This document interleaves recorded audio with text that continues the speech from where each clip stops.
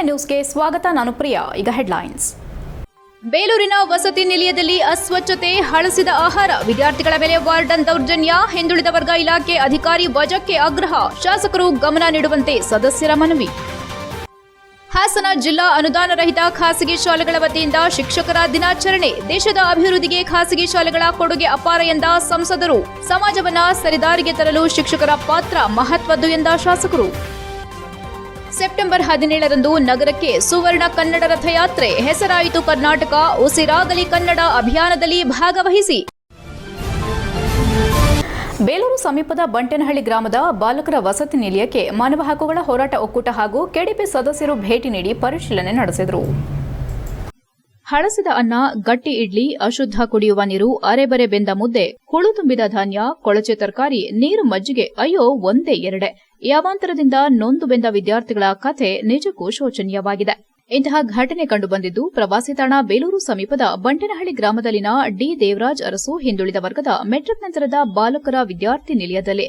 ಸರ್ಕಾರ ಕೋಟ್ಯಾಂತರ ವೆಚ್ಚ ಮಾಡುವ ಮೂಲಕ ಗ್ರಾಮೀಣ ಪ್ರದೇಶದ ಮಕ್ಕಳಿಗೆ ಶಿಕ್ಷಣದ ಜೊತೆಗೆ ವಸತಿ ಮತ್ತು ಊಟ ನೀಡಲು ಮುಂದಾಗಿದೆ. ಆದರೆ ಅಧಿಕಾರಿಗಳ ವೈಫಲ್ಯ ಮತ್ತು ಜನಪ್ರತಿನಿಧಿಗಳ ಜಾಣ ಮೌನದಿಂದ ಬೇಲೂರು ತಾಲೂಕಿನ ಬಹುತೇಕ ವಸತಿ ಶಾಲೆಗಳು ಎಂದಿಗೂ ಅಸ್ವಚ್ಛತೆಯಿಂದ ಕೂಡಿದೆ. ಈ ಬಗ್ಗೆ ಖಚಿತ ಮಾಹಿತಿ ಪಡೆದ ಮಾನವ ಹಕ್ಕುಗಳ ಹೋರಾಟ ಒಕ್ಕೂಟ ಮತ್ತು ಕೆಡಿಪಿ ಸದಸ್ಯರು ಭೇಟಿ ನೀಡಿದ ಸಂದರ್ಭ ವಸತಿ ಶಾಲೆಯ ಅಸಲಿ ಬಣ್ಣ ಬಯಲಾದ ಸಂದರ್ಭ ಅಧಿಕಾರಿ ನಟರಾಜ್ ಮೇಲೆ ಆಕ್ರೋಶ ವ್ಯಕ್ತಪಡಿಸಿದ್ರು. ಈ ಬಗ್ಗೆ ಮಾತನಾಡಿದ ಕೆಡಿಪಿ ಸದಸ್ಯರಾದ ನಂದೀಶ್ ಮತ್ತು ಜ್ಯೋತಿ, ವಿಶ್ವವಿಖ್ಯಾತ ಬೇಲೂರು ತಾಲೂಕಿನಲ್ಲಿ ಸಮಾಜ ಕಲ್ಯಾಣ ಇಲಾಖೆ, ಹಿಂದುಳಿದ ವರ್ಗ ಸೇರಿದಂತೆ ಇನ್ನಿತರೆ ಇಲಾಖೆಗಳ ವಸತಿ ಶಾಲೆಗಳಿವೆ. ಪ್ರತಿ ವಸತಿ ಶಾಲೆಯಲ್ಲಿ ಒಂದಲ್ಲ ಒಂದು ಸಮಸ್ಯೆಯ ಆಗರ ಸ್ಥಾನವಾಗಿದೆ. ಕಳೆದ ವಾರದ ಹಿಂದೆ ಬಿಕ್ಕೋಡಿನ ವಸತಿ ಶಾಲೆ ಕೈಗನ್ನಡಿಯಾಗಿದೆ ಎಂದು ಬಂಟೇನಹಳ್ಳಿ ಹಾಸ್ಟೆಲ್ ಬಗ್ಗೆ ವಿದ್ಯಾರ್ಥಿಗಳ ದೂರಿನ ಹಿನ್ನೆಲೆ ಆಗಮಿಸಿದ ಸಂದರ್ಭ ಇಲ್ಲಿನ ಅಸ್ವಚ್ಛತೆ, ಅಶುದ್ಧ ಕುಡಿಯುವ ನೀರು, ಹಳಸಿದ ಆಹಾರ ಪದಾರ್ಥಗಳನ್ನು ನೀಡುತ್ತಾ ವಾರ್ಡನ್ ಮಕ್ಕಳ ಮೇಲೆ ದೌರ್ಜನ್ಯ ಮಾಡುತ್ತಿದ್ದಾರೆ. ಸರ್ಕಾರದಿಂದ ಸಿಗುವ ಯಾವುದೇ ಸೌಲಭ್ಯ ನೀಡುತ್ತಿಲ್ಲ ಎಂದು ಆರೋಪಿಸಿದರು. ಬಳಿಕ ಮಾತನಾಡಿದ ಮಾನವ ಹಕ್ಕುಗಳ ಹೋರಾಟ ಒಕ್ಕೂಟದ ಜಿಲ್ಲಾಧ್ಯಕ್ಷ ಎಂಜಿ ನಿಂಗರಾಜ್, ಕಳೆದ 15 ದಿನ ಬಿಕ್ಕೋಡು ಹಾಸ್ಟೆಲ್ ಘಟನೆ ಮಾಸುವ ಮುನ್ನವೇ ಬಂಟೇನಹಳ್ಳಿ ಹಾಸ್ಟೆಲ್ ಅವ್ಯವಸ್ಥೆ ನಿಜಕ್ಕೂ ಶೋಚನೀಯ.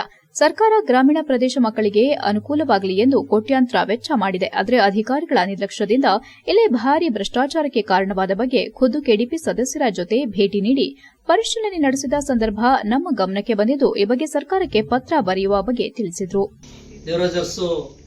ವಸತಿ ನಿಲಯ ಅಂತ ಹೆಸರಿಟ್ಕೊಂಡಿದ್ದಾರೆ. ಇಲ್ಲಿ ಭ್ರಷ್ಟಾಚಾರ ತುಳುಕ್ತಾ ಇದೆ. ಬಡ ಮಕ್ಕಳು ಇಲ್ಲಿ ತಂದೆ ತಾಯಿಗಳು ಪಾಪ ಕೂಲಿನಲ್ಲಿ ಮಾಡಿಕೊಂಡು ಹಳ್ಳಿಯಿಂದ ಹಾಸ್ಟೆಲಲ್ಲಿ ನನ್ನ ಮಗ ಓದಿ ದೊಡ್ಡ ವಿದ್ಯಾವಂತ ಆಗಲಿ ಅಂತ ತಂದೆ ತಾಯಿಗಳು ಕಳಿಸ್ಕೊಡ್ತಾ ಇದ್ದಾರೆ. ಆ ಮಕ್ಕಳ ಹೊಟ್ಟೆ ಮೇಲೆ ಹೊಡೆದು ಇವರು ಮಕ್ಕಳ ಮೇಲೆ ಅಟ್ಟಹಾಸ ಮೆರೀತಾ ಇದ್ದಾರೆ. ಅಡುಗೆ ಸಿಬ್ಬಂದಿ ಹಾಗೂ ವಾರ್ಡನ್ ಅವರು ಭಾರಿ ಮಕ್ಕಳ ಬಗ್ಗೆ ಅಸಾಢ್ಯ ತೋರಿಸ್ತಾ ಇದ್ದಾರೆ. ಇವ್ರ ಬಗ್ಗೆ ಮೇಲಧಿಕಾರಿಗಳು ಕ್ರಮ ಕೈಗೊಂಡು ಅವ್ರಿಗೆ ಒಂದು ಕಠಿಣ ಶಿಕ್ಷೆ ವಿಧಿಸಬೇಕು ಅಂತ ನಮ್ಮ ಮಾನವ ಹಕ್ಕು ಹೋರಾಟ ಒಕ್ಕೂಟ ಹಾಗೂ ನಮ್ಮ ಕೆಡಿಪಿ ಸದಸ್ಯರ ಜಂಟಿ ಕಾರ್ಯಾಚರಣೆಯಲ್ಲಿ ಒಂದು ಒಳ್ಳೆ ಕೆಲಸ ಆಗಿದೆ. ವಾರ್ಡನ್ಗಳು ಇಲ್ಲ, ಮತ್ತೆ ಅಡಿಗೆ ಸಿಬ್ಬಂದಿಗಳು ಅಡಿಗೆ ಮಾಡಿಟ್ಟು ಹೋಗಿದ್ದಾರೆ. 9 ಮಕ್ಕಳಿಗೆ 6 ಮುದ್ದೆ ಮಾಡಿಟ್ಟು ಹೋಗಿದ್ದಾರೆ. ಮೊಟ್ಟೆ ಬೇಯಿಸಿಲ್ಲ. ಇವತ್ತು ಮೊಟ್ಟೆ ಕೊಡ್ಬೇಕು ಮೆನು ಪ್ರಕಾರ. ಬೇಕಾಬಿಟ್ಟಿ ಇದೆ ಈ ಬೇಲೂರಲ್ಲಿ ಆಗ್ತಿರುವಂತ ಕರ್ಮಕಾಂಡ. ಟಿವಿನಲ್ಲೂ ಬಂತು, ಸಮಸ್ಯೆಗಳು ಕಂಡು ಇಷ್ಟು ಬೇಜವಾಬ್ದಾರಿ ಆಗಿರೋ ಜನ ನೋಡಿದ್ರೆ ಇವರು ಮನುಷ್ಯರ ರೀತಿ ಕಾಣಿಸ್ತಾ ಇಲ್ಲ. ಯಾಕೆಂದ್ರೆ ಆ ಮಕ್ಕಳು ಅಡಿಗೆ ಮಾಡಿಟ್ಟಿರೋ ಜಾಗದಲ್ಲಿ ಕತ್ಲೆ ಇಟ್ಟಿದ್ದಾರೆ. ಅಲ್ಲಿ ಫುಡ್ ಎಲ್ಲ, ಆ ಫುಡ್ ಏನ್ ಅಲ್ಲಿ ಬೀಳುತ್ತೋ ಕಸ ಬೀಳುತ್ತೋ ಗೊತ್ತಿಲ್ಲ. ಗೋಧಿನಲ್ಲಿ ಹುಳ ಬಂದಿದೆ. ಅಡಿಗೆ ಮಾಡುವಂತ ವಾರ್ಡನ್ಗೆ ಚಂದ್ರಮ್ಮ ಅನ್ನೋಂತ ಅಡಿಗೆ ಸಹಾಯಕರಿಗೆ ಫೋನ್ ಮಾಡಿ ಕೇಳಿದ್ರೆ, ಸರ್ ಹಿಟ್ಟಿರೋದೆ ಅಷ್ಟು, ಹಂಗಾಗಿ ಅಷ್ಟೇ ಮಾಡುದು ಅಂತ. ಈ ಸಂದರ್ಭದಲ್ಲಿ ಮಾನವ ಹಕ್ಕುಗಳ ಹೋರಾಟ ಒಕ್ಕೂಟದ ತಾಲೂಕು ಉಪಾಧ್ಯಕ್ಷ ರತ್ನಾಕರ್, ಪ್ರಧಾನ ಕಾರ್ಯದರ್ಶಿ ಲಕ್ಷ್ಮೀನಾರಾಯಣ, ಪದಾಧಿಕಾರಿಗಳಾದ ಮೊಹಮ್ಮದ್ ಖಾಸಿಂ, ಕಿರಣ್, ಪರಮೇಶ್, ನಗರಾಧ್ಯಕ್ಷ ಹರೀಶ್ ಇನ್ನು ಮುಂತಾದವರು ಹಾಜರಿದ್ದರು. HCN news, Belur. ಮಕ್ಕಳಿಗೆ ಶಿಕ್ಷಣ ನೀಡಿ ಅವರು ಭವಿಷ್ಯದ ಉತ್ತಮ ಶಿಲ್ಪಿಯಾಗಿ ರೂಪಿಸುವಲ್ಲಿ ಹಾಗೂ ಸಮಾಜವನ್ನು ಸರಿದಾರಿಗೆ ತರಲು ಶಿಕ್ಷಕರ ಪಾತ್ರ ಮಹತ್ವದ್ದಾಗಿದೆ ಎಂದು ಸ್ಥಳೀಯ ಶಾಸಕ ಎಚ್ಪಿ ಸ್ವರೂಪ್ರಕಾಶ್ ಹೇಳಿದರು. ಹಾಸನ ನಗರದ ಆದಿಚುಂಚನಗಿರಿ ಕಲ್ಯಾಣ ಮಂಟಪದಲ್ಲಿ ಹಾಸನ ಜಿಲ್ಲಾ ಅನುದಾನ ರಹಿತ ಖಾಸಗಿ ಶಾಲೆಗಳ ಆಡಳಿತ ಮಂಡಳಿಗಳ ಒಕ್ಕೂಟ ಇವರ ವತಿಯಿಂದ ಆಯೋಜಿಸಿದ್ದ ಶಿಕ್ಷಕರ ದಿನಾಚರಣೆ ಕಾರ್ಯಕ್ರಮದಲ್ಲಿ ಮಾತನಾಡಿದ ಶಾಸಕ ಸ್ವರೂಪ್ರಕಾಶ್, ಶಿಕ್ಷಕರ ಮಹತ್ವ ಮತ್ತು ಉತ್ತಮ ಸಮಾಜ ನಿರ್ಮಾಣದಲ್ಲಿ ಶಿಕ್ಷಕರು ಬಹು ಮಹತ್ವದ ಪಾತ್ರ ವಹಿಸುತ್ತಾರೆ ಎಂದು ಶಿಕ್ಷಕರನ್ನ ಸ್ಮರಿಸಿ ಅಂತಹ ಗುರುಗಳಿಗೆ ತಮ್ಮ ನುಡಿನಮನ ಸಲ್ಲಿಸುವೆ ಎಂದು ಹೇಳಿದರು. ಸರ್ಕಾರಿ ಶಾಲೆಗಳಂತೆಯೇ ಇಂದು ಖಾಸಗಿ ಶಾಲೆಗಳು ಸಂಕಷ್ಟದಲ್ಲಿವೆ. ಶಿಕ್ಷಕರಿಗೂ ಹಲವು ರೀತಿ ಸಮಸ್ಯೆಗಳಿದ್ದು, ಆದರೂ ಅವೆಲ್ಲವನ್ನು ಮೀರಿ ನಿಂತು ಮಕ್ಕಳಿಗೆ ಅಕ್ಷರ ಜ್ಞಾನ ನೀಡಿ ಅವರನ್ನ ಭವಿಷ್ಯದ ಉತ್ತಮ ಶಿಲೆಯಾಗಿಸಲು ಶ್ರಮಿಸುತ್ತಿರುವುದು ನಿಜಕ್ಕೂ ಅಭಿನಂದನೀಯ ಎಂದರು. ನಿಸ್ವಾರ್ಥದಿಂದ ಸೇವೆ ಸಲ್ಲಿಸುವ ಶಿಕ್ಷಕರ ಕೆಲಸ ನಿಜಕ್ಕೂ ದೇವರು ಮೆಚ್ಚುವ ಕೆಲಸ. ದೇವರು ನಿಮಗೆ ಒಳ್ಳೆಯದನ್ನ ಮಾಡಲಿ ಎಂದು ಆಶಿಸಿದರು. ಶಿಕ್ಷಕರ ದಿನಾಚರಣೆ ಪ್ರತಿ ವರ್ಷದಂತೆ ಈ ವರ್ಷವೂ ಕೂಡ ಶಿಕ್ಷಕರ ದಿನಾಚರಣೆಯನ್ನು ಕೂಡ ಆಚರಿಸ್ತಾ ಇದೆ. ಮೊದಲನೇದಾಗಿ ನಾನು ನಮ್ಮ ಕಾರ್ಯಕ್ರಮಕ್ಕೆ ಆಗಮಿಸಿದ ನಮ್ಮ ಪೂಜ್ಯ ಶ್ರೀ ಶ್ರೀ ಶಂಭುನಾಥ ಮಹಾಸ್ವಾಮೀಜಿಯವರ ಪಾದಾರವನ್ನು ನಮಸ್ಕರಿಸಿದ ಕಾರ್ಯಕ್ರಮದ ಉಪನ್ಯಾಸ ನೆರವೇರಿಸಿದಂತಹ ಡಾಕ್ಟರ್ ಶಿವರಾಮ್ ರೆಡ್ಡಿ ಅವರು ಮತ್ತು ಕಾರ್ಯಕ್ರಮದ ವೇದಿಕೆಯಿಂದ ಎಲ್ಲ ಗಣ್ಯರಿಗೆ ಮತ್ತು ಮುಖ್ಯವಾಗಿ ಶಿಕ್ಷಕರಿಗೆ ಎಲ್ಲರೂ ಕೂಡ ವಂದಿಸ್ತಾ ತಮಗೆಲ್ಲರೂ ಕೂಡ ಶಿಕ್ಷಕರ ದಿನಾಚರಣೆಯ ಶುಭಾಶಯ ಕೂಡ ಕೋರ್ತಾ, ಇವತ್ತು ದೊಡ್ಡ ಸಂಖ್ಯೆಯಲ್ಲಿ ಯಾವುದೇ ಒಂದು ಕಾರ್ಯಕ್ರಮ ಇದ್ರೂ ಕೂಡ ನಾವು ಇಷ್ಟು ದೊಡ್ಡ ಒಂದು ಸಂಖ್ಯೆಯಲ್ಲಿ ತಾವೆಲ್ಲ ಭಾಗವಹಿಸೋದು ನಮ್ಮ ಮೊದಲನೇ ಬಾರಿ ಇವತ್ತು ನೋಡ್ತಾ ಇದ್ದೇವೆ. ನಿಮ್ಮೆಲ್ಲ ಶಿಕ್ಷಕರು ಕೂಡ ಬಹಳ ಒಗ್ಗಟ್ಟಿನಿಂದ ಇವತ್ತು ಗೌರ್ಮೆಂಟ್ ಸ್ಕೂಲ್ಗಳ ಏನೇನು ನಡೀತಾ ಇದೆ, ಇವತ್ತು ಪ್ರೈವೇಟ್ ಶಾಲೆಗಳು ಕೂಡ ಬಹಳ ಕಷ್ಟದ ಸ್ಥಿತಿಯಲ್ಲಿದೆ ನಡೆಸೋದು. ಆ ರೀತಿ ಇವತ್ತು ತಾವು ಏನೇ ಕಷ್ಟ ಸುಖಗಳಿದ್ರು ಕೂಡ ನಮ್ಮ ಸ್ನೇಹಿತರಂತ ಗಂಗಾಧರ್ ಹೇಳ್ತಾ ಇದ್ರು, ಶಿಕ್ಷಕರು ಹಣಕಾಸಿನ ಏನು ಆರ್ಥಿಕವಾಗಿ ಶಕ್ತಿ ಇಲ್ಲಾದ್ರೂ ಕೂಡ ತಾವು ಒಂದು ಏನು ನಮ್ಮ ದೇಶ ಕಟ್ಟಲಿಕ್ಕೆ ಏನು ಮಕ್ಕಳನ್ನ ನಾವು ಏನೋ ನಮ್ಮ ದೇಶಕ್ಕೆ ಒಂದು ತಯಾರು ಮಾಡ್ತಾ ಇದ್ದೀವಿ.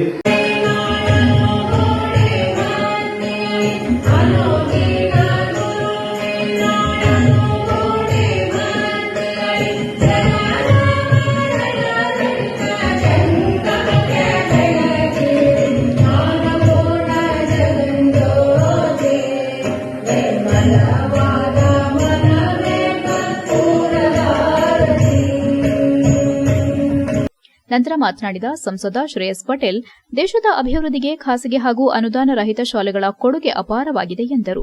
ಖಾಸಗಿ ಶಾಲೆಗಳು ಅನೇಕ ಸಮಸ್ಯೆಗಳನ್ನು ಎದುರಿಸುತ್ತಿವೆ. ಹಲವು ಸವಾಲುಗಳ ನಡುವೆಯೂ ಮಕ್ಕಳಿಗೆ ಗುಣಮಟ್ಟದ ಶಿಕ್ಷಣ ನೀಡುವಲ್ಲಿ ಮುಂಚೂಣಿ ಸ್ಥಾನದಲ್ಲಿರುವ ಖಾಸಗಿ ಶಾಲೆಗಳಿಗೆ ಅಭಿನಂದನೆ ಸಲ್ಲಿಸುವುದಾಗಿ ಹೇಳಿದರು. ಸರ್ಕಾರದ ಕಠಿಣ ನಿಯಮಗಳು ಖಾಸಗಿ ಅಥವಾ ಅನುದಾನ ರಹಿತ ಶಾಲೆಗಳನ್ನು ನಡೆಸಲು ಕಷ್ಟದ ಪರಿಸ್ಥಿತಿ ನಿರ್ಮಾಣವಾಗಿದೆ ಎಂಬುದು ನಮ್ಮ ಗಮನಕ್ಕೆ ಬಂದಿದೆ. ತಾನು ಎಂದಿಗೂ ತಮ್ಮ ಪರವಾಗಿ ನಿಂತು ನನ್ನ ವ್ಯಾಪ್ತಿಯಲ್ಲಿ ಬಗೆಹರಿಸಬಹುದಾದ ಎಲ್ಲ ಸಮಸ್ಯೆಗಳಿಗೂ ಪರಿಹಾರ ಕಂಡುಕೊಳ್ಳುವೆ ಎಂದು ಭರವಸೆ ನೀಡಿದರು. ಜಿಲ್ಲೆಯಲ್ಲಿ ಒಂದು ಇಎಸ್ಐ ಆಸ್ಪತ್ರೆ ಸ್ಥಾಪನೆ ಹಾಗೂ ಸರ್ಕಾರದ ಕೆಲವು ನಿಯಮಗಳ ಸಡಿಲಿಕೆ ಬಗ್ಗೆ ಸಂಘ ಈಗಾಗಲೇ ಮನವಿ ನೀಡಿದ್ದು, ಅವುಗಳ ನಿವಾರಣೆ ಬಗ್ಗೆ ಪ್ರಾಮಾಣಿಕ ಪ್ರಯತ್ನ ಮಾಡುವೆ ಎಂದರು. ಅದೇ ರೀತಿಯಲ್ಲಿ ನೀವು ನಮ್ಮ ಪ್ರೈವೇಟ್ ಶಾಲೆಗಳು ನಡೆಸುವಂತಹ ಒಂದು ಉನ್ನತ ಶಿಕ್ಷಣ ಕೊಡ್ತಿರೋದಕ್ಕೆ ನಮ್ಮೆಲ್ಲರ ಹೃದಯದ ಮೆಚ್ಚುಗೆ ಇದೆ. ಯಾಕಂತ ಹೇಳಿದ್ರೆ ಎಲ್ಲರಿಗೂ ಒಂದೊಂದು ರೀತಿ ಒಂದೊಂದು ಸಮಸ್ಯೆಗಳಿವೆ. ಏನೋ ಪ್ರೈವೇಟ್ ಶಾಲೆ ಅಂತ ಹೇಳಿದ್ರೆ ಒಂದು ಕಾಸ್ಟ್ಲಿ ಅಂತ ಹೇಳ್ತಾರೆ, ದುಡ್ಡು ಜಾಸ್ತಿ ತಗೋತಾರೆ ಅಂತೆ, ಆದ್ರೆ ನ್ಯೂನ್ಯತೆ ಅಂತ ನಡೆಸುವಂತಹ ಒಂದು ಕಷ್ಟ ನಿಮ್ಗೆಲ್ಲ ಖಂಡಿತವಾಗಿಯೂ ಅದನ್ನ ನ್ಯೂನ್ಯತವಾಗಿ ನಡೆಸ್ಕೊಡುತ್ತೆ. ಅದಕ್ಕೆ ಹ್ಯಾಟ್ಸ್ ಆಫ್ ಅಂತ ನಾನು ಈ ಮಾಧ್ಯಮ ಮುಖಾಂತರ ಮತ್ತೆ ಈ ವೇದಿಕೆ ಮುಖಾಂತರ ನಾನು ಹೇಳ್ತೀನಿ. ಯಾಕಂತ ಹೇಳಿದ್ರೆ ಅಷ್ಟು ಸುಲಭವಲ್ಲ ಒಂದು ಪ್ರೈವೇಟ್ ಶಾಲೆ ನಡೆಸಲಿಕ್ಕೆ.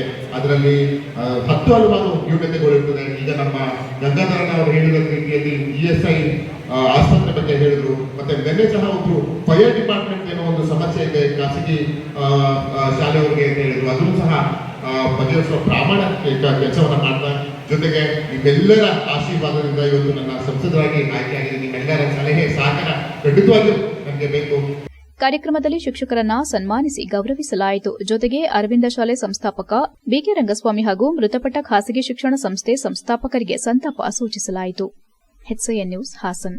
ಮೈಸೂರು ರಾಜ್ಯದ ಹೆಸರನ್ನ ಕರ್ನಾಟಕ ರಾಜ್ಯ ಎಂದು ಮರು ನಾಮಕರಣ ಮಾಡಿ 50 ವರ್ಷಗಳು ತುಂಬಿದ ಈ ಸಂದರ್ಭದಲ್ಲಿ ಕರ್ನಾಟಕ ರಾಜ್ಯ ಸರ್ಕಾರವು ಕರ್ನಾಟಕ ಸಂಭ್ರಮ 50 ಆಚರಿಸುತ್ತಿದ್ದು, ಇದಕ್ಕೆ ಸಂಬಂಧಿಸಿದಂತೆ ಸರ್ಕಾರವು ಕರ್ನಾಟಕ ಸಂಭ್ರಮ 50 ಅಡಿಯಲ್ಲಿ ಹೆಸರಾಯಿತು ಕರ್ನಾಟಕ ಉಸಿರಾಗಲಿ ಕನ್ನಡ ಅಭಿಯಾನದ ಅಂಗವಾಗಿ ಕನ್ನಡ ಜ್ಯೋತಿ ರಥಯಾತ್ರೆಯನ್ನ ರಾಜ್ಯಾದ್ಯಂತ ಸಂಚರಿಸುತ್ತಿದ್ದು, ಹಾಸನಕ್ಕೆ ಸೆಪ್ಟೆಂಬರ್ 17ರಂದು ಆಗಮಿಸಲಿದೆ ಎಂದು ಕಸಪಾಧ್ಯಕ್ಷ ಮಲ್ಲೇಶ್ ಗೌಡ ತಿಳಿಸಿದರು. ಹಾಸನದಲ್ಲಿ ಮಾತನಾಡಿ, ಈ ರಥಯಾತ್ರೆಯು ರಾಜ್ಯದ ಎಲ್ಲಾ ಜಿಲ್ಲೆಗಳಲ್ಲಿ ಸಂಚರಿಸುತ್ತಾ ಹಾಸನ ಜಿಲ್ಲೆಯ ಅರ್ಕಲಗೂಡು ತಾಲೂಕಿಗೆ ಸೆಪ್ಟೆಂಬರ್ 12ರಂದು ಆಗಮಿಸುತ್ತದೆ ಹಾಗೂ ಜಿಲ್ಲಾ ಕೇಂದ್ರಕ್ಕೆ ಸೆಪ್ಟೆಂಬರ್ 17ರಂದು ಪ್ರವೇಶಿಸಲಿದೆ. ಈ ಹಿನ್ನೆಲೆ ಹಾಸನ ಜಿಲ್ಲಾ ಕೇಂದ್ರದಲ್ಲಿ ಅತ್ಯಂತ ಸಂಭ್ರಮದಿಂದ ಸ್ವಾಗತಿಸಲು ಜಿಲ್ಲಾಧಿಕಾರಿಗಳ ಅಧ್ಯಕ್ಷತೆಯಲ್ಲಿ ನಡೆದ ಸಭೆಯಲ್ಲಿ ತೀರ್ಮಾನಿಸಲಾಗಿದೆ ಎಂದರು. ಅಂದು ಡೇರಿ ವೃತ್ತದಲ್ಲಿ ಸ್ವಾಗತಿಸಿ ರೈಲ್ವೆ ನಿಲ್ದಾಣ, ಬಿಎಸ್ಎನ್ಎಲ್ ಮುಖ್ಯ ಕಚೇರಿ, ಎನ್ಆರ್ ವೃತ್ತ ಮಾರ್ಗವಾಗಿ ಹೇಮಾವತಿ ಪ್ರತಿಮೆ ಮೂಲಕ ಮಹಾವೀರ ವೃತ್ತದಿಂದ ಹಾಸನಾಂಬ ಕಲಾಕ್ಷೇತ್ರದವರೆಗೆ ವಿವಿಧ ಸಂಘ ಸಂಸ್ಥೆಗಳು, ಕನ್ನಡಪರ ಸಂಘಗಳು ಮತ್ತು ವಿವಿಧ ಕಲಾ ತಂಡಗಳಿಂದ ಮೆರವಣಿಗೆ ಆಯೋಜಿಸಲಾಗಿದೆ. ಸದರಿ ಮೆರವಣಿಗೆ ಸಾಗುವ ಸ್ಥಳದಲ್ಲಿ ಇರುವ ಹತ್ತಿರದ ಶಾಲಾ ಕಾಲೇಜುಗಳ ವಿದ್ಯಾರ್ಥಿಗಳು ಭಾಗವಹಿಸುವಂತೆ ಅಗತ್ಯ ಕ್ರಮ ಕೈಗೊಳ್ಳಲು ಜಿಲ್ಲಾಧಿಕಾರಿಗಳು ಸೂಚಿಸಿರುತ್ತಾರೆ ಎಂದರು. ಅವತ್ತಿನ ರಥಯಾತ್ರೆ ಬಹಳ ಅರ್ಥಪೂರ್ಣವಾಗಿ ಮೂಡಿಬರಬೇಕು ಅನ್ನೋ ಕಾರಣಕ್ಕಾಗಿ ಕರ್ನಾಟಕ ರಾಜ್ಯ ನೌಕರ ಸಂಘದ ಹಾಸನ ಜಿಲ್ಲಾ ಘಟಕದ ಎಲ್ಲ ಪದಾಧಿಕಾರಿಗಳು ಈ ರಥಯಾತ್ರೆಯ ಯಶಸ್ವಿಗೆ ಸಹಕರಿಸೋಕ್ಕೆ ಕೈಜೋಡಿಸಿದ್ದಾರೆ. ಕನ್ನಡ ಪರ ಸಂಘಟನೆಗಳೆಲ್ಲ ಮುಖಂಡರು ಕೈಜೋಡಿಸಿದ್ದಾರೆ. ಕನ್ನಡ ಸಾಹಿತ್ಯ ಪರಿಷತ್ತಿನ ಪದಾಧಿಕಾರಿಗಳು ಕೂಡ ಆ ಕಾರ್ಯಕ್ರಮದಲ್ಲಿ ತಮ್ಮೆಲ್ಲ ಸಹಕಾರ ಇದೆ ಅನ್ನುವಂಥದ್ದನ್ನು ಹೇಳಿದ್ದೇವೆ. ತಾವು ಆ ದಿನದ ರಥಯಾತ್ರೆಯ ವಿವರಗಳನ್ನು ಮಾಧ್ಯಮದಲ್ಲಿ ಪಸರಿಸುವ ಮೂಲಕ ಹೆಸರಾಯಿತು ಕರ್ನಾಟಕ, ಉಸಿರಾಗಲಿ ಕನ್ನಡ ಅನ್ನುವಂಥ ಹೇಳಿಕೆ ಇತ್ತು. ಈಗ ಉಸಿರಾಯಿತು ಅನ್ನುವಂತಹ ನಿರ್ಣಯಕ್ಕೆ ನಾವು ಅನಿವಾರ್ಯವಾಗಿ ಬರಬೇಕು.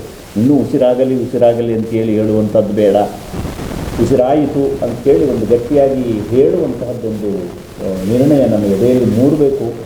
ಅದು ಎಳೆಯ ಮಕ್ಕಳಲ್ಲಿ, ವಿದ್ಯಾರ್ಥಿ ಸಮೂಹದಲ್ಲಿ ಹೆಚ್ಚು ಅನುರಣನಗೊಳ್ಳಬೇಕು ಅನ್ನುವ ಕಾರಣಕ್ಕಾಗಿ ಆ ಒಂದು ಹೇಳಿಕೆಯನ್ನು ಸರ್ಕಾರ ಸಿದ್ಧಪಡಿಸಿದ್ದಾರೆ. ಹಾಸನ ನಗರದಲ್ಲಿ ನಡೆಯುವ ಕರ್ನಾಟಕ ಸಂಭ್ರಮ 50 ಅಡಿಯಲ್ಲಿ ಹೆಸರಾಯಿತು ಕರ್ನಾಟಕ ಉಸಿರಾಗಲಿ ಕನ್ನಡ ಅಭಿಯಾನದ ರಥಯಾತ್ರೆಯನ್ನು ಯಶಸ್ವಿಗೊಳಿಸಲು ಹಾಸನ ಜಿಲ್ಲೆಯ ಸಮಸ್ತ ಸರ್ಕಾರಿ ಅಧಿಕಾರಿ ನೌಕರರು ಹೆಚ್ಚಿನ ಸಂಖ್ಯೆಯಲ್ಲಿ ಪಾಲ್ಗೊಂಡು ಕಾರ್ಯಕ್ರಮದ ಯಶಸ್ಸಿಗೆ ಸಹಕರಿಸಬೇಕಾಗಿ ಹಾಸನ ಜಿಲ್ಲಾ ಸರ್ಕಾರಿ ನೌಕರರ ಸಂಘದ ಅಧ್ಯಕ್ಷ ಎ ಕೃಷ್ಣೇಗೌಡ ಮನವಿ ಮಾಡಿದರು. ಸುಮಾರು 6 ಜಂಕ್ಷನ್ಗಳಲ್ಲಿ ರಥಯಾತ್ರೆ ಬಂದು ಹೋಗೋದ್ರಿಂದ ನಮ್ಮ ಜಿಲ್ಲೆಯ ಕಲಾ ತಂಡಗಳಿರುತ್ತೆ. ಅದ್ರ ಜೊತೆಗೆ ಮತ್ತು ಎಲ್ಲ ನಮ್ಮ ಸರ್ಕಾರಿ ನೌಕರರು ಕೆಲವರು ಒಳ್ಳೊಳ್ಳೆ ಕಲಾವಿದರಿದ್ದಾರೆ, ಅವರಿಗೆ ಅಲ್ಲಿ ಹಾಡೋಕ್ಕೆ ಅವಕಾಶ ಮಾಡಿಕೊಡ್ತೀವಿ. ಕನ್ನಡ ಹಾಡು ಅಥವಾ ಜನಪದ ಗೀತೆ ಏನೇನು ಅವ್ರಿಗೆ ಕಲೆ ಗೊತ್ತಿದೆ ಅದಕ್ಕೊಂದು ವೇದಿಕೆ ಆಗುತ್ತೆ. ಹೀಗಾಗಿ ಆ ಹಿನ್ನೆಲೆಯಲ್ಲಿ ನಮ್ಮ ಸರ್ಕಾರಿ ಅಧಿಕಾರಿ ನೌಕರರು ಯಾರೋ ಒಳ್ಳೆ ಕಲಾವಿದರು ಅವ್ರ ಕಲೆ ಪ್ರದರ್ಶನಕ್ಕೆ ಅವಕಾಶಕ್ಕೆ ಇರೋದ್ರಿಂದ ನಾನು ಜಿಲ್ಲಾಧಿಕಾರಿಗಳ ಜೊತೆ ಈಗಾಗಲೇ ಮಾತಾಡಿದ್ದೀನಿ ನಿನ್ನೆ ಮೀಟಿಂಗಲ್ಲಿ. ಹಾಗಾಗಿ ನಮ್ಮ ಅಧಿಕಾರಿ ನೌಕರರು ಹೆಚ್ಚಿನ ಸಂಖ್ಯೆಯಲ್ಲಿ ಈ ರಥಯಾತ್ರೆಯಲ್ಲಿ ಭಾಗವಹಿಸಿ ಅಪ್ ಟು ಡೈರಿ ಸರ್ಕಲಿಂದ ಕಲಾಭವನವರೆಗೂ ಭಾಗವಹಿಸಿ ಯಶಸ್ವಿಗೊಳಿಸಬೇಕು. ನೌಕರರ ಸಂಘದ ಪ್ರಧಾನ ಕಾರ್ಯದರ್ಶಿ ಶಿವಸ್ವಾಮಿ ಇತರರು ಉಪಸ್ಥಿತರಿದ್ದರು. HCN news Haasan. ಸೌಮ್ಯ ಸ್ವಭಾವದ ಮೂಲಕವೇ 4 ಬಾರಿ ಶಾಸಕರಾಗಿ ಆಯ್ಕೆಯಾಗಿ ಜನಸೇವೆಗಾಗಿಯೇ ತಮ್ಮ ಜೀವನವನ್ನು ಮುಡಿಪಾಗಿಟ್ಟಿದ್ದ ಮಾಜಿ ಶಾಸಕ ದಿವಂಗತ HS ಪ್ರಕಾಶ್ ಅವರು ಗೋಮಾತೆಯ ಪ್ರತಿರೂಪ ಎಂದು ಆದಿಚುಂಚನಗಿರಿ ಶಾಖಾ ಮಠದ ಶ್ರೀ ಶಂಭುನಾಥ ಸ್ವಾಮೀಜಿ ಬಣ್ಣಿಸಿದರು. ಹಾಸನ ಜಿಲ್ಲಾ ಫುಟ್ಬಾಲ್ ಅಸೋಸಿಯೇಷನ್ ಹಾಗೂ ಫ್ರೆಂಡ್ಸ್ ಸ್ಪೋರ್ಟ್ಸ್ ಕ್ಲಬ್ ಮತ್ತು ರಿಕ್ರಿಯೇಷನ್ ಅಸೋಸಿಯೇಷನ್ ವತಿಯಿಂದ ನಗರದ ಜಿಲ್ಲಾ ಕ್ರೀಡಾಂಗಣದಲ್ಲಿ ಶುಕ್ರವಾರ ಮಾಜಿ ಶಾಸಕರಾದ ದಿವಂಗತ HS ಪ್ರಕಾಶ್ ಸ್ಮರಣಾರ್ಥ ಆಯೋಜಿಸಲಾಗಿದ್ದ ರಾಜ್ಯಮಟ್ಟದ ಹೊನಲು ಬೆಳಕಿನ ಫುಟ್ಬಾಲ್ ಪಂದ್ಯಾವಳಿ ಉದ್ಘಾಟಿಸಿ ಅವರು ಮಾತನಾಡಿದರು. ಆದಿಚುಂಚನಗಿರಿಯ ಸದ್ಭಕ್ತರ ಪೈಕಿ ಒಬ್ಬರಾಗಿದ್ದ ದಿವಂಗತ HS ಪ್ರಕಾಶ್ ಅವರು ಕ್ರೀಡೆಗಳಲ್ಲಿ ಬಹಳ ಆಸಕ್ತಿ ಹೊಂದಿದ್ರು. ಅವರು ಶಾಸಕರಾಗಿದ್ದ ಅವಧಿಯಲ್ಲಿ ಕೂಡ ಅನೇಕ ಕ್ರೀಡಾ ಚಟುವಟಿಕೆಗಳನ್ನು ನಡೆಸುವ ಜೊತೆಗೆ ಅಪಾರ ಜನಸೇವೆ ಮೂಲಕವೇ ಜನಮನ್ನಣೆ ಗಳಿಸಿದ್ರು. ಮಾಡಿರುವ ಒಳ್ಳೆ ಕೆಲಸಗಳು ಎಂದಿಗೂ ಜೀವಂತವಾಗಿದೆ ಎಂದರು. ಸೋಲನ್ನ ಹೃದಯಕ್ಕೆ, ಗೆಲುವನ್ನ ತಲೆಗೆ ಎಂದಿಗೂ ಏರಿಸಿಕೊಳ್ಳಬಾರದು. ಜೊತೆಗೆ ಸೋಲು ಗೆಲುವನ್ನ ಸಮಾನವಾಗಿ ಸ್ವೀಕರಿಸಿ ಸೋತವರು ಮುಂದಿನ ದಿನಗಳಲ್ಲಿ ಗೆದ್ದವರು ದೊಡ್ಡ ಗುರಿ ಜೊತೆಗೆ ಕಂಕಣಬದ್ಧ ನಿಲುವನ್ನ ಹೊಂದುವ ಮೂಲಕ ಕ್ರೀಡಾಕೂಟ ಯಶಸ್ವಿಗೊಳಿಸಬೇಕೆಂದ ಅವರು ಉತ್ತಮ ಮಾನವೀಯ ಮೌಲ್ಯಗಳನ್ನು ಹೊಂದಿದ್ದ ಮಾಜಿ ಶಾಸಕರಾದ ಪ್ರಕಾಶ್ ಜನಾನುರಾಗಿಯಾಗಿ ಅಪಾರ ಜನಸೇವೆ ಮಾಡಿದ್ದಾರೆ. ಅವರ ಸ್ಮರಣಾರ್ಥವಾಗಿ ಈ ಕ್ರೀಡಾಕೂಟ ಆಯೋಜಿಸಿರುವುದು ಶ್ಲಾಘನೀಯ ಎಂದರು. ಕ್ರೀಡೆಯಲ್ಲಿ ಆಸಕ್ತಿಯನ್ನು ಮೂಡಿಸಬೇಕು. ಪ್ರಕಾಶ್ ಅಣ್ಣವ್ರು ಏನಾದರೂ ಒಂದು ಕ್ರೀಡೆ ಇತ್ತು ಅಂತ ಅಂದರೆ ಭಾಳ ಎಷ್ಟು ದೂರ ಆದರೂ ಕೂಡ ಪ್ರಯಾಣ ಮಾಡೋದು. ನಮ್ಮ ಆದಿಚುಂಚನಗಿರಿ ಶಿಕ್ಷಣ ಟ್ರಸ್ಟ್ ವತಿಯಿಂದ 12ನೇ ರಾಜ್ಯ ಮಟ್ಟದ ಕ್ರೀಡಾಕೂಟವನ್ನು ಈ ಕ್ರೀಡಾಂಗಣದಲ್ಲಿ ವ್ಯವಸ್ಥೆ ಮಾಡಿದಂಥ ಸಂದರ್ಭದಲ್ಲಿ ನಮ್ಮ ಪೂಜ್ಯ ಡಾಕ್ಟರ್ ಬಾಲಗಂಗಾಧರನಾಥ್ ಮಹಾಸ್ವಾಮಿಯವರು ಇದ್ದಂಥ ಸಂದರ್ಭದಲ್ಲಿ ಇಡೀ ನಮ್ಮ ರಾಜ್ಯದ ಶಿಕ್ಷಣ ಟ್ರಸ್ಟಿನ ಮಕ್ಕಳು 5,000 ಮಕ್ಕಳು ಬಂದಂಥ ಸಂದರ್ಭದಲ್ಲಿ ಆ ಸಂದರ್ಭದಲ್ಲಿ 14 ಕಲ್ಯಾಣ ಮಂಟಪಗಳನ್ನ ನಮಗೆ ಕೊಡಿಸಿ ಉಚಿತವಾಗಿ ಊಟದ ವ್ಯವಸ್ಥೆ ಎಲ್ಲ ಮಠದ ಜೊತೆಯಲ್ಲಿ ಮಾಡಿ ನ್ಯಾಷನಲ್ ಪ್ಲೇಯರ್ ಆಗಿದ್ದಂಥ ಅಂಜುಬಾಬಿ ಜಾರ್ಜವನ್ನು ಕರೆಸಿ ಗೂಳಿಹಟ್ಟಿ ಶೇಖರ್ ಅವತ್ತು ಕ್ರೀಡಾ ಸಚಿವರಾಗಿದ್ದರು. ದೊಡ್ಡ ಕಾರ್ಯಕ್ರಮವನ್ನು 3 ದಿವಸ ಜವಾಬ್ದಾರಿನ ಹೊತ್ಕೊಂಡು ನಮ್ಮ ಪೂಜ್ಯ ಮಹಾಸ್ವಾಮೀಜಿಯವರ ಆಶೀರ್ವಾದ ಕೃಪೆಗೆ ಪಾತ್ರರಾಗಿದ್ದರು. ಪ್ರಕಾಶ್ ಅಣ್ಣವರು ಅಂತ ಅಂದರೆ ಅವರು ರಾಜಕೀಯವಾಗಿ ಕೂಡ ಇದೇ ಪಕ್ಷ ಅಂತೇಳಿ ಯಾರೂ ಕೂಡ ಗುರುತಿಸ್ತಿಲ್ಲ.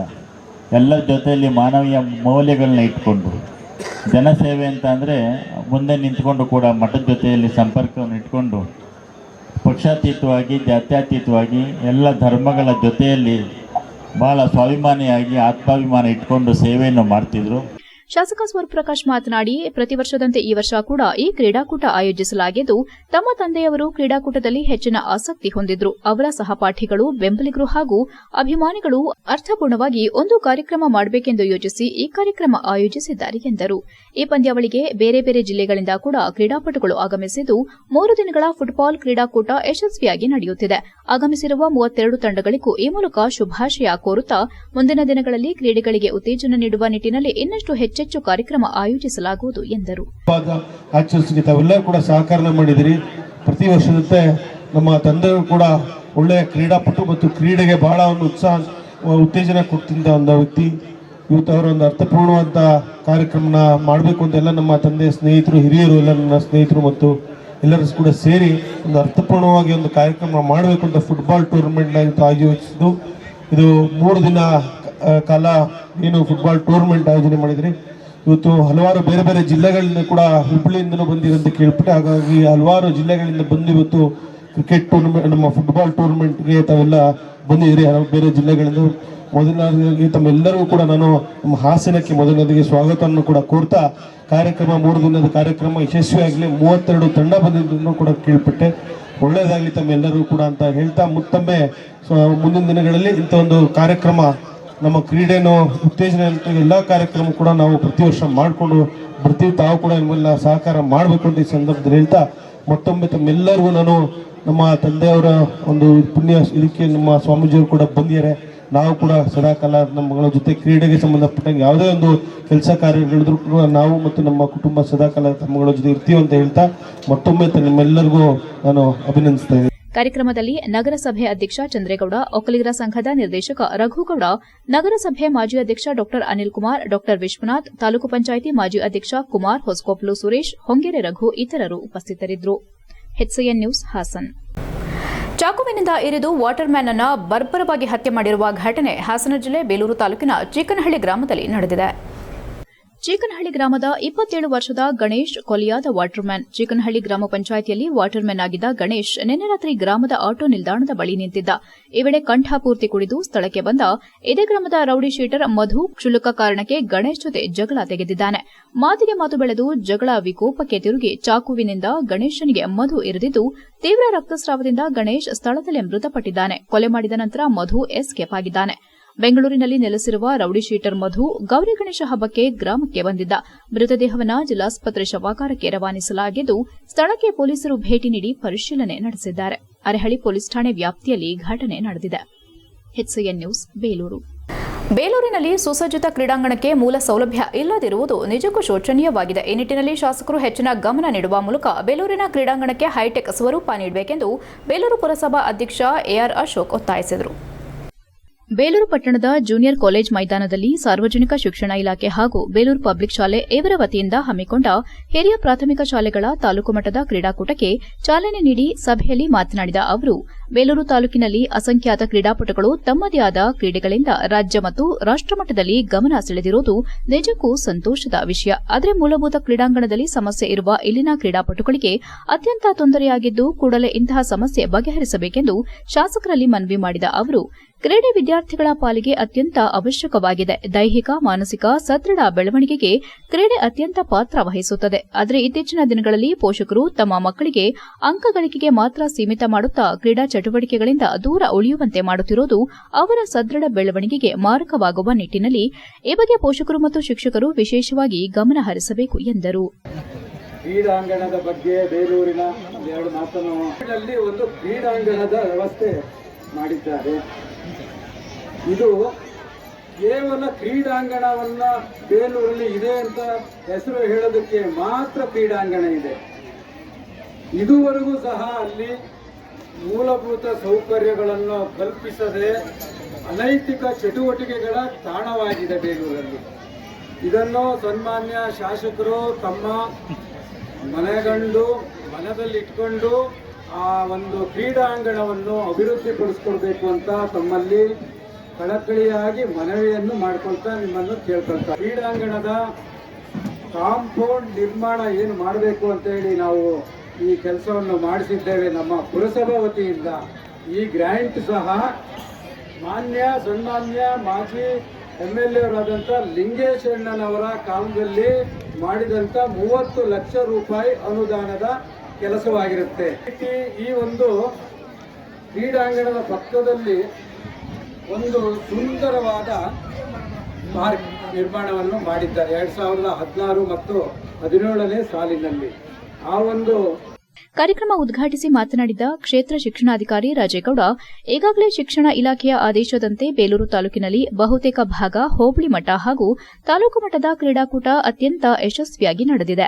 ಹೋಬಳಿಯಿಂದ ಆಯ್ಕೆಯಾದಂತಹ ವಿದ್ಯಾರ್ಥಿಗಳು ತಾಲೂಕು ಮಟ್ಟದ ಕ್ರೀಡಾಕೂಟದಲ್ಲಿ ಭಾಗವಹಿಸಿ ಜಿಲ್ಲಾ ಮಟ್ಟದ ಕ್ರೀಡಾಕೂಟದಲ್ಲಿ ಭಾಗವಹಿಸಲಿದ್ದಾರೆ ಎಂದರು. ಒಂದು ಜವಾಬ್ದಾರಿಯನ್ನು ಹೊತ್ಕೊಂಡು ಒಂದು ಮಾತಿದೆ, ಏನು ಅಂತಂದ್ರೆ, ನೀನು ಯಾರಿಗಾದೆಯೋ ಎಲೆ ಮಾನವ ಅಂತ ಹೇಳಿ ನಾವು ನಮಗೆ ಪ್ರಶ್ನೆ ಮಾಡಬೇಕಂತ ಮಾಡುವಂಥದ್ದು, ಶಿಕ್ಷಣವನ್ನು ದಾನ ಮಾಡುವಂಥದ್ದು ಅತ್ಯಂತ ಮಹತ್ವವಾದಂಥ ದಾನ ಆಗುತ್ತೆ.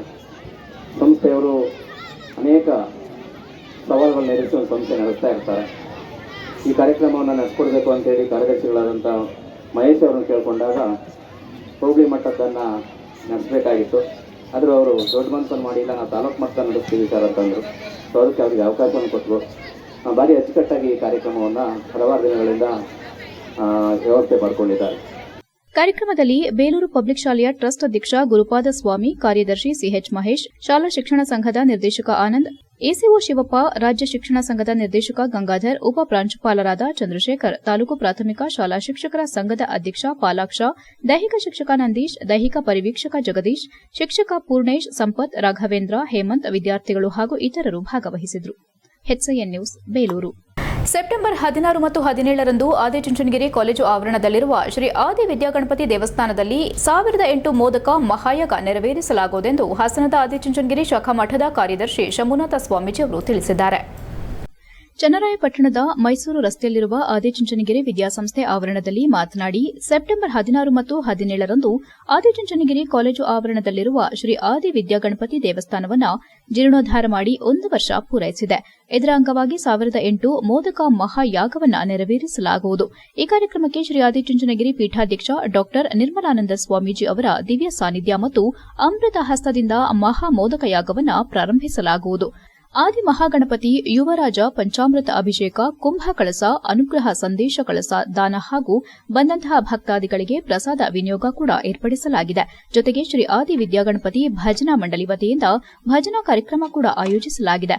ಅಂದು ಸಂಜೆ 6 ಗಂಟೆಗೆ ಗುರು ತೋರಿದ ದಾರಿ, ತಿಂಗಳ ಮಾಮನ ತೇರು, 120ನೇ ಹುಣ್ಣಿಮೆ ಕಾರ್ಯಕ್ರಮವನ್ನು ಕೂಡ ಆಯೋಜಿಸಲಾಗಿದೆ. ಹಾಗೂ ಪಟ್ಟಣದ ಪೌರಕಾರ್ಮಿಕರಿಗೆ ಸನ್ಮಾನ ಕಾರ್ಯಕ್ರಮ ಕೂಡ ಆಯೋಜಿಸಲಾಗಿದ್ದು, ಈ ಎಲ್ಲ ಕಾರ್ಯಕ್ರಮಗಳಿಗೂ ಎಲ್ಲ ಭಕ್ತಾದಿಗಳು ಆಗಮಿಸಬೇಕೆಂದು ಈ ಮೂಲಕ ಕೋರಲಾಗುತ್ತಿದೆ ಎಂದರು.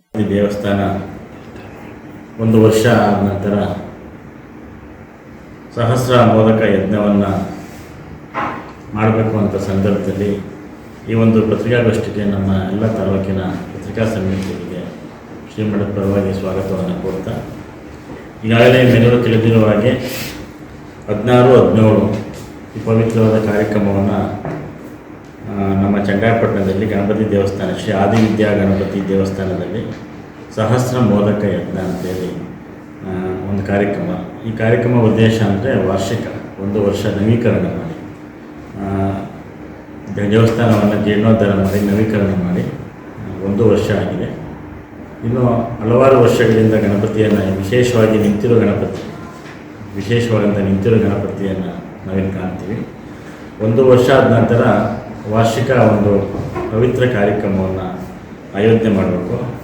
ಭಕ್ತರನ್ನೆಲ್ಲ ಸೇರಿಸಿ, ಶ್ರೀಮಠದ ಸದ್ಭಕ್ತರನ್ನೆಲ್ಲ ಸೇರಿಸಿ, ನಮ್ಮ ಚನ್ನರಾಯಪಟ್ಟಣ ತಾಲೂಕಿನ ಸಮಸ್ತ ಭಕ್ತರನ್ನೆಲ್ಲ ಸೇರಿಸಿ ಒಂದು ಯಾಗವನ್ನು ಮಾಡಬೇಕು ಅಂತ ಸಂದರ್ಭದಲ್ಲಿ ಮಹಾಸ್ವಾಮೀಜಿಯವರು ಕೂಡ ಒಂದು ಆದೇಶವನ್ನು ಮಾಡಿದರು. ಮತ್ತು ಈ ಒಂದು ವಾರ್ಷಿಕ ಗಣಪತಿಯನ್ನು ನಾವೆಲ್ಲ ಆರಾಧನೆ ಮಾಡಿ, ಇದು ಗಣಪತಿ ಚತುರ್ಥಿ ಆದ್ದರಿಂದ ಗಣಪತಿಯನ್ನು ವಿಶೇಷವಾಗಿ ನಾವೆಲ್ಲ ಪ್ರಾರ್ಥನೆ ಮಾಡೋಣ ಅಂತೇಳಿ. HCN news, Channarayapatna. ವಿಶ್ವ ಸೊಳ್ಳೆ ದಿನಾಚರಣೆ ಮತ್ತು ಸ್ವಚ್ಛತೆ ಹಾಗೂ ಅಂತಾರಾಷ್ಟ್ರೀಯ ಶುದ್ಧೀಕರಣ ದಿನಾಚರಣೆಯನ್ನು ಚನ್ನರಾಯಪಟ್ಟಣದ ನ್ಯೂ ಅಲಯನ್ಸ್ ಕಾಲೇಜು ಗಾಯತ್ರಿ ಬಡಾವಣೆಯಲ್ಲಿ ಪುರಸಭೆ ಮಾಜಿ ಅಧ್ಯಕ್ಷೆ ರೇಖಾ ಉದ್ಘಾಟಿಸಿದರು. ಇದೇ ಸಂದರ್ಭದಲ್ಲಿ ಮಾತನಾಡಿ ಚನ್ನರಾಯಪಟ್ಟಣ ತಾಲೂಕಿನಲ್ಲಿ ಈಗಾಗಲೇ ಡೆಂಗ್ಯೂ ಪ್ರಕರಣಗಳು ಹೆಚ್ಚಾಗುತ್ತಿದ್ದು ಈ ಪ್ರಕರಣಗಳನ್ನು ತಡೆಗಟ್ಟಲು ಸಾರ್ವಜನಿಕರ ಪಾತ್ರ ಪ್ರಮುಖವಾಗಿದೆ. ಆ ನಿಟ್ಟಿನಲ್ಲಿ ಸಾರ್ವಜನಿಕರು ತಮ್ಮ ಮನೆ ಸುತ್ತಮುತ್ತ ವಾತಾವರಣವನ್ನು ಸ್ವಚ್ಛವಾಗಿ ಇಟ್ಟುಕೊಳ್ಳುವುದು, ಚರಂಡಿಯನ್ನು ಸ್ವಚ್ಛಗೊಳಿಸುವುದು ಮತ್ತು ತಮ್ಮ ಮನೆಗಳ ಮುಂಭಾಗದಲ್ಲಿ ಯಾವುದೇ ರೀತಿಯ ಹಳ್ಳ ಕೊಳ್ಳಗಳಲ್ಲಿ ನೀರು ನಿಲ್ಲದಂತೆ ನೋಡಿಕೊಳ್ಳುವುದು, ಕೀಟನಾಶಕ ಸಿಂಪಡಿಸುವುದು, ತಮ್ಮ ಮನೆಯಲ್ಲಿರುವಂತಹ ಸಂಪುಗಳು ಮತ್ತು ನೀರಿನ ಟ್ಯಾಂಕುಗಳನ್ನು ವಾರಕ್ಕೆ ಅಥವಾ 15 ದಿನಕ್ಕೊಮ್ಮೆ ಸ್ವಚ್ಛಗೊಳಿಸುವುದು, ಇವುಗಳನ್ನು ನಿರಂತರವಾಗಿ ನಿರ್ವಹಿಸಿದರೆ ಯಾವುದೇ ರೀತಿ ಡೆಂಗ್ಯೂ ಪ್ರಕರಣ ಕಂಡುಬರುವುದಿಲ್ಲ ಮತ್ತು ನಿಯಂತ್ರಿಸಬಹುದು. ಇದೇ ಸಂದರ್ಭದಲ್ಲಿ ಜಿಲ್ಲಾ ಆರೋಗ್ಯ ನಿಯಂತ್ರಣ ಅಧಿಕಾರಿ ನಿಂಗೇಗೌಡ, ಕ್ಷೇತ್ರ ಆರೋಗ್ಯಾಧಿಕಾರಿ ಅನಿತಾ, ಹಿರಿಯ ಆರೋಗ್ಯ ನಿರೀಕ್ಷಕ ಶಿವಲಿಂಗಯ್ಯ ಇನ್ನು ಮುಂತಾದವರು ಹಾಜರಿದ್ದರು.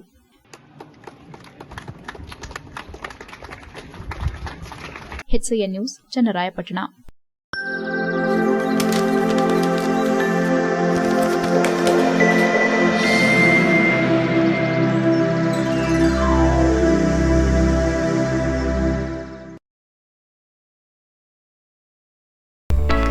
ಹಾಸನದಲ್ಲಿ 28 ವರ್ಷಗಳಿಂದ ಜನತೆಗೆ ಅತ್ಯುತ್ತಮವಾದ ವೈದ್ಯಕೀಯ ಸೇವೆಯನ್ನು ನೀಡುತ್ತಿರುವ ಹೇಮಾವತಿ ಮಲ್ಟಿಸ್ಪೆಷಾಲಿಟಿ ಹಾಸ್ಪಿಟಲ್ ಹಾಸನ. ನಮ್ಮಲ್ಲಿ ದಿನದ 24 ಗಂಟೆಯೂ ಆಕ್ಸಿಡೆಂಟಲ್ ಇಂಜುರೀಸ್ ಮತ್ತು ಎಮರ್ಜೆನ್ಸಿ ಸರ್ವಿಸ್ಗಳನ್ನು ಹೊಂದಿದೆ. ಹೇಮಾವತಿ ಆಸ್ಪತ್ರೆಯ ಡಾಕ್ಟರ್ ನಿಖಿಲ್ ಆರ್ ಭಟ್ ರವರು ಎಂಎಸ್ ಆರ್ಥೋಪೆಡಿಕ್ನಲ್ಲಿ ಚಿನ್ನದ ಪದಕ ಪಡೆದು ಸಿಂಗಾಪುರ್ ಜನರಲ್ ಹಾಸ್ಪಿಟಲ್ನಲ್ಲಿ ಫೆಲೋಶಿಪ್ ಇನ್ ಜಾಯಿಂಟ್ ರಿಪ್ಲೇಸ್ಮೆಂಟ್ ಸರ್ಜರಿಯ ಪದವಿ ಪಡೆದು ಸೇವೆಯನ್ನ ಸಲ್ಲಿಸಿರುತ್ತಾರೆ.